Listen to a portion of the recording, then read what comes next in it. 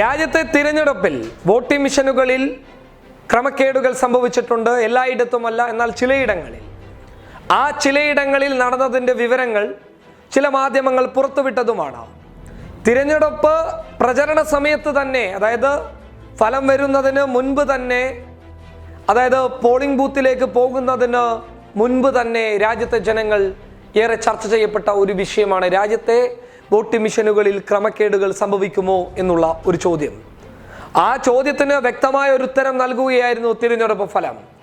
എല്ലായിടത്തും എന്നല്ല, ഹിന്ദി ഹൃദയഭൂമി അടങ്ങുന്ന ഉത്തരേന്ത്യയിലെ ചിലയിടങ്ങളിൽ വോട്ടിംഗ് മെഷീനുകളിൽ ക്രമക്കേടുകൾ സംഭവിച്ചിട്ടുണ്ട് എന്നുള്ളത് യാഥാർത്ഥ്യമാണ്. ആ യാഥാർത്ഥ്യത്തെ മുന്നിൽ കൊണ്ടുവരണമെന്നുണ്ടെങ്കിൽ ചില വിവരങ്ങൾ മാത്രം പോരാ, വ്യക്തമായിട്ടുള്ള തെളിവുകൾ വേണം. അപ്പോൾ ആ തെളിവുകളാണ് കോൺഗ്രസ് നിലവിൽ ശേഖരിച്ചു കൊണ്ടിരിക്കുന്നത്, കോൺഗ്രസിന്റെ ഡിജിറ്റൽ മീഡിയ ടീം ശേഖരിച്ചു കൊണ്ടിരിക്കുന്നത്. എന്നാൽ ഇതിനെയൊക്കെ തള്ളിക്കൊണ്ട് രാജ്യത്ത് ഒരു പുതിയ സംഘടന വരുന്നു. രാജ്യത്തെ വോട്ടിംഗ് മെഷീനുകൾ ഇനി ഉപയോഗിക്കേണ്ട, രാജ്യത്ത് വോട്ടിംഗ് മെഷീനുകൾ ഇനി രാജ്യത്ത് ആവശ്യമില്ല, EVM രാജ്യത്ത് നിരോധിക്കണമെന്നുള്ള രീതിയിൽ ഒരു സംഘടന പിറവിയെടുക്കുന്നു. ആ സംഘടനയുടെ പേരാണ് EVM വിരോധി രാഷ്ട്രീയ ജൻ ആന്തോളൻ. അതിൽ ചീഫ് ജസ്റ്റിസുമാരുണ്ട്, അതുപോലെ തന്നെ പ്രമുഖരായിട്ടുള്ള പൊതുപ്രവർത്തകർ, സാമൂഹ്യ പ്രവർത്തകർ, രാഷ്ട്രീയ പ്രവർത്തകർ എല്ലാവരും ആ സംഘടനയിലുണ്ട്. അതുമാത്രമല്ല, സ്വാതന്ത്ര്യ സമര സേനാനികൾ വരെ ആ സംഘടനയിലുണ്ട്. ആ സംഘടന രൂപീകൃതമായതിനു ശേഷം അവർ ആദ്യം ചെയ്ത കാര്യമെന്ന് പറയുന്നത് എല്ലാ രാഷ്ട്രീയ പാർട്ടികൾക്കും അവരുടെ പേരിൽ ഒരു കത്തയക്കുകയാണ്.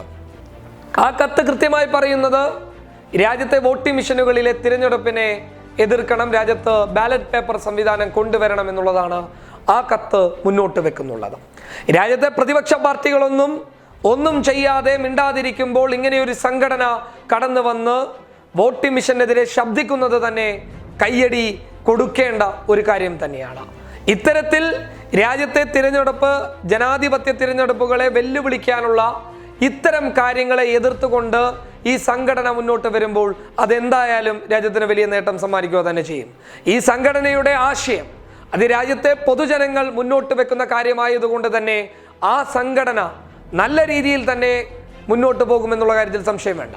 ആ സംഘടന ആദ്യം മുന്നോട്ട് വെച്ച കാര്യം തന്നെ കയ്യടിക്കുള്ള വകുപ്പ് സമ്മാനിക്കുന്നുണ്ട്. രാഷ്ട്രീയ പാർട്ടികൾ, പ്രതിപക്ഷ പാർട്ടികൾക്കൊക്കെ തിരഞ്ഞെടുപ്പിൽ ബാലറ്റ് പേപ്പർ സംവിധാനം വരണം, അല്ലെങ്കിൽ ബദൽ സംവിധാനം വരണം എന്നാവശ്യപ്പെട്ടുകൊണ്ട് അവരെല്ലാവർക്കും കത്തയച്ചിരിക്കുകയാണ്. അങ്ങനെ എല്ലാ രാഷ്ട്രീയ പാർട്ടികളുടെയും പിന്തുണ ഈ സംഘടനയ്ക്ക് കിട്ടിയാൽ തന്നെ ഈ സംഘടന മുന്നോട്ട് വെക്കുന്ന വോട്ടിംഗ് മെഷീൻ നിരോധിക്കണം, EVM നിരോധിക്കണം എന്നാവശ്യപ്പെടുന്ന ആ വലിയ ഒരു ആശയത്തിന് പൊതുജനങ്ങളുടെ പിന്തുണയോടൊപ്പം തന്നെ ഭരണകൂടത്തിന്റെ പിന്തുണയും കിട്ടാൻ സാധ്യതയുണ്ട് എന്നാണ് ഞങ്ങളുടെ ഒരു വിലയിരുത്തൽ. എന്തായാലും ഈ സംഘടന മുന്നോട്ട് പോവട്ടെ, ആ ആശയം രാജ്യത്തെ പൊതുജനങ്ങൾ മുറുകെ പിടിക്കട്ടെ. News desk public Kerala.